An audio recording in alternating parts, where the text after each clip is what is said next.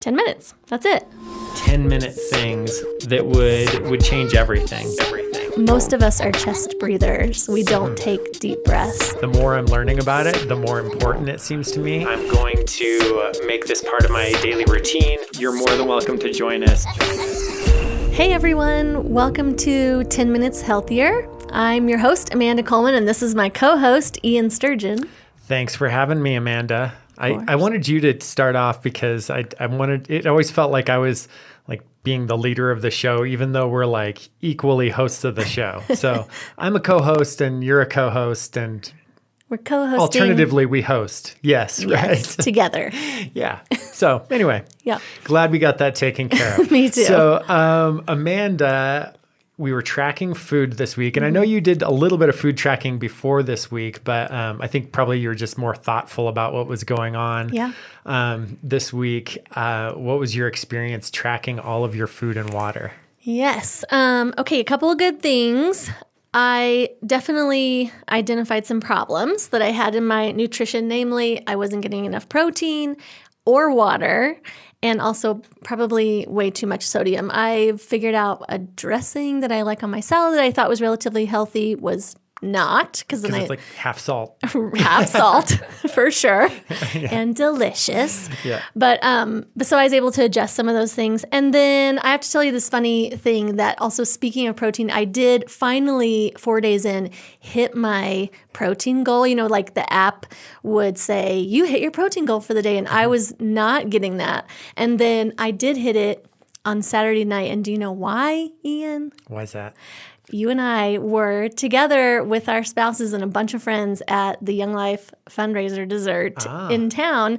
And so when I logged my food, the very last thing I logged is I had this delicious, tiny cheesecake at the dessert. And I put in cheesecake and it was like, you hit your protein goal. And I was like, yes, like something was so fun to me that I hit it finally when I had dessert. I just think it's hilarious that you hit your protein goal by having cheesecake. I know. Like that's what puts you over the top. Like, I know. I'm just going to eat lots of cheesecake from now on to hit my protein goal. I know.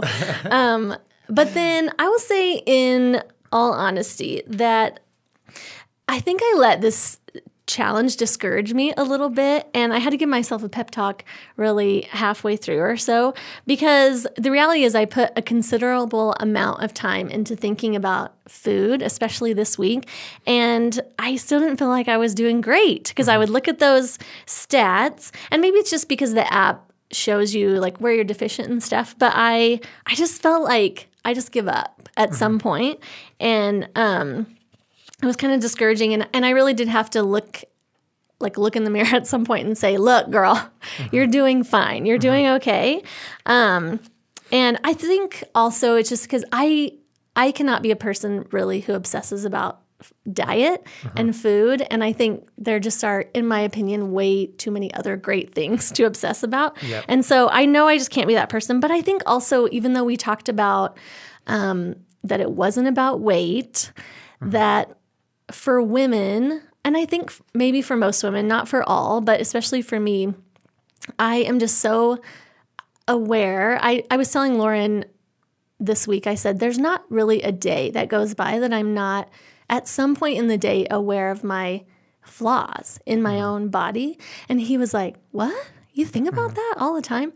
And I was like, yeah, I think that's a really common thing. And I feel like for some reason this challenge made me think about it more. And I just felt discouraged and kind of bad. So I know that I'm not a person that can do it all the time. Like I couldn't do it all the time. I think it's like a constant battle for you if you always were entering into that. Yeah. And so I think it's good to check in for a week or 2 or 3 weeks, once or twice a year for me, and then let it go. And know that, I mean, it was good for me to go, I need more vegetables, and I need, those are good things to be reminded of. But yeah, I couldn't do it all the time. Yeah. So. Yeah. I think, and I think as guys, we can't relate. And I'll talk about something that probably girls can't relate to on my side here in a second. But yeah, lots of good stuff there. And I think you're right. It's probably good to check in occasionally versus obsessing, like turning your whole life into a math equation and and being crazy about it. So, Yeah, which yep. I don't think that's healthy either. So, Yeah, right. And I want to hear how yours went, but I have a gift for you. Okay. Okay, hold on. Oh no, donuts. Donuts. You know, I didn't even eat any donuts on this challenge because I was like, I was trying to eat clean and to keep track of it. But Yeah, but now I you definitely have- appreciate it, and I'm going to track what happens to my body after I eat this bag of donuts. Now, you know, I'm saying you could be, listen, Donettes, if you're listening, Ian could be your spokesperson because he's Yeah. healthy and he eats healthy, but he can't resist I cannot. a bag of donuts. And there's now multi kinds. Oh, really? That's not Yeah. a good way of saying that. Well, yeah, I there are understood what many you meant, kinds. so it I was saw fine. carrot cake once today. I Yeah. was like, come on, that's Well, not here's healthy. Here's the deal. All other kinds are garbage. Okay. It's only the chocolate ones. And somebody out there will be like, if they could talk because their mouth's going to be too dry to talk, they would say the powdered ones are the best, but the powdered ones are garbage. Yeah. So I hate them. So anyway, I might eat some of those before the show's over. Yeah, you should. I appreciate it. So on my side, like the way you talked about how women have a tendency when they're thinking about diets to be overcritical of their own bodies Yeah. and stuff. On my side, I'm a guy and I've always been tall and thin. And so I actually put into the app that I wanted to gain a pound a week. Yeah. And I think most women cannot even can't relate. Yeah, they're like, What? trying to gain weight. That's so Yeah. stupid, you know. But for a guy, like, you know, you want to be all ripped and jacked and stuff and all that, you know. Like I've kind of, that ship has sailed for me. But I wanted to be like, oh, you know, what would it look like if I put on 10 pounds of muscle or something like that? And here's what it looks like. It looks incredibly impossible. At least to eat enough calories on a clean diet for me to gain weight Right. is like, it's ridiculous. Like Yeah. I just have to eat constantly. And which may sound like a dream to most people, but like literally I would have to gorge myself constantly. Yeah. And so as the week went, I lowered my goals like, okay, maybe a half a pound a week. Okay, maybe if I just sustain my weight, because it was just a ridiculous amount of food. And I get really busy during the day. And so I don't eat. And then I have to fit like 3,000 calories into dinner, you know? And I'm like, Yeah. it's just not going to happen. Yeah. And so, anyway, so that's what I discovered is that I'm severely dehydrated and Yes. that I'm slowly starving to death. And also kind of the same things that you noticed, that I was way off on my protein. Like it was like not even close. Yeah. And so lots of times the way I get protein also has a lot of fat in it. So just the more protein I try to get, the more my fat is just Yeah. off the charts. Right. So this is going to gross most people out, but I love sardines. And so like I'll eat sardine. I know. And donuts. People Not together, not right? together, but you know. So like, you know, I'll eat some sardines and think, oh, I got so much protein, but I also got tons of fat. And so it throws all of my macros off. And so Yeah. for me, like you said, like checking in, I realized I need to be looking for lean sources of protein throughout the day to supplement that. And then just not enough carbs. But I think the carbs thing is debatable. Like, you know, Right. if I'm only getting 30% carbohydrates or 20% carbohydrates, I think a lot of people would be like, that's fine. So, Yeah. that was kind of what I got out of it. Yeah. And I think if you notice one or two things that you can do differently when you check in with food tracking, then you're doing a great job. Yeah. And you don't Yeah. have to change everything about everything all at once. So Totally. And so for me, everything was so far out of whack that it was really encouraging to me. So it was like, oh, I need to eat way more. I need to eat throughout the day, and I need to eat way more protein. Yeah. And so it was like this is probably my favorite challenge, just because it showed this glaring hole in my health that I'm Yeah. like, oh, I had no idea, and I never would have known if I wouldn't have sat down and tracked it. Yeah. So Yep. really cool. Cool. So we've got a new challenge. Do you want to introduce it, or do you want me to? Sure, I can introduce it. This week, we are going to be doing belly breathing. I wish I could say the other word, diaphragmatic Did you see it I don't even want to say it. It's about the diaphragm. Right, yeah. But Right. I think it was, now I'm going to feel dumb. Diaphragmic? Something. Somebody will say. The on challenge. the Facebook group, somebody will say. They will it's say. This. The challenge is belly breathing this week. 10 minutes, which is going to seem long. And hopefully will also be 10 minutes of relative quiet because I think it might be hard to do with a bunch of noise. Yeah. Yeah. I was going to ask you, can you do anything else while you're doing this belly breathing? I don't think so. I for sure probably can't yell at my kids, which is... Unless you're projecting from your belly. That's right? true. I will have to do it without kids around maybe. Yeah. Cool. So why are you excited about this? So I think actually when I was in Texas visiting my parents this month, my dad suggested this one and you and I had talked about it. And he is a singer. And so I think that's just part of the fabric of his craft in some ways that he had to learn to belly breathe because you have to sing that way in order to sing well. And so I'm wondering a little bit if that's why they say singing and music tends to be relaxing because it is shown that belly breathing helps you to relax. And I also do this with one of my daughters who really struggles with anxiety.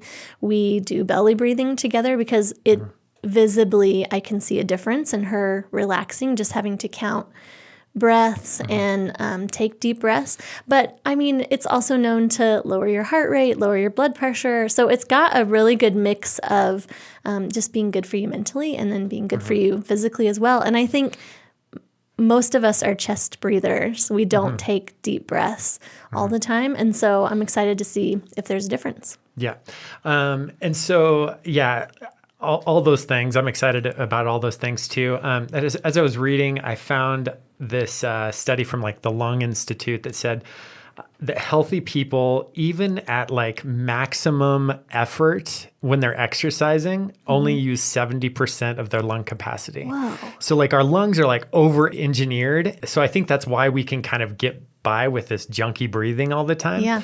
And so I'm excited about that, of just like learning to use more of your lung capacity. Yeah. And so if you're an athlete out there, obviously you're interested in that, like improving WOD times. But then there's also these other benefits. And then you talked about like reducing muscle tension and stuff. I've just gone through this weird thing lately where I've had a lot of chest tightness, like so much so that I even went and got an EKG. And I think that I'm moving through a lot of the weird chest tightness by doing breathing exercises and relaxing. And one of the things that I saw in some reading was that that belly breathing can reduce muscle tightness that can eventually cause like dysfunction in your body. And so it may seem like this weird meditative thing to do, or what, like I talked to a friend of ours when we were first talking about doing this podcast, and she's like, I specifically said, what about belly breathing? And she's like, Ian, I would rather die, because she's kind of busy and always like doing things and thinking about things and all that. And so I think it's good to just slow down, think your own thoughts, and take a minute to like learn for your lungs to function right. And so I think there's a lot of benefits there. Yeah. The other thing I saw some TED Talk where a guy was talking about breathing, and he was saying that when we're in our fight or flight mode, we chest breathe, you think about it and you're like you almost get hit by a car and you're like, and so we're going through life operating in our fight or flight reflex mode by chest breathing, and it just contributes to more stress and stuff. So the more I'm learning about it, the more important it seems to me. And so I'm excited for people to join us for this challenge. Yeah, so. Me too. I think maybe I've maybe filled my lungs to capacity 1 or 2 times in CrossFit when you have that that feeling like you're breathing blood. Do you know what I mean? Yeah. That taste in your mouth where you're like, I think I've breathed so hard that I've I fractured ruptured something. Yeah. Yes. Yes. Yeah. It's funny you bring that up because I never even used to be able to belly breathe. Like I couldn't even, like when I was a kid, I couldn't sort of activate the right muscles. I didn't understand it. Yeah. But I think out of survival in CrossFit, I just had to belly breathe or I would have keeled over and died or something, for you know? sure. And so I think like because of that, I was able to belly breathe, but we forget during the day. It's like you have to practice breathing, which is a really weird thing, but we forget during the day how to do it. So Yeah. Which speaking of, I think maybe we'll link to a video or some instruction on the Facebook group. I think would be a good idea it's funny to say, let's teach you how to breathe, but I think we don't totally know how all the time to do it. So. Yeah, and there's cool exercises that have helped me a lot. And so if you're not a member of our Facebook page, just search 10 Minutes Healthier on Facebook and you'll find it there. Anything else we want to talk about? No, I think it's great. I think we're good. So listen in on iTunes or Spotify or watch us on YouTube or just Google us or whatever, you'll find it. And anywhere you can, we'd love it if you gave us a review and some sort of star rating, preferably over 1. That would hurt my feelings. But Yeah, don't hurt our feelings. Anyway, we'll talk to you guys next week. Okay, bye. Bye.